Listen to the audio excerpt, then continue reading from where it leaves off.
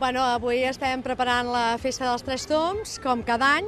Aquest any hem fet un canvi de rua i llavors amb major participants que els altres anys. Cada any anem tenint més paradetes, més participants. Hem canviat la rua solament per aquest any és una mica de prova, però perquè els cotxes desviar una mica el trànsit, perquè els cotxes no es tinguessin que esperar tant. Sí, dinar també ha vingut més gent, l'any passat en vam ser 740 i aquest any hem fet lloc per 800 perquè ja teníem una demanda de 770 persones per quedar-se a dinar.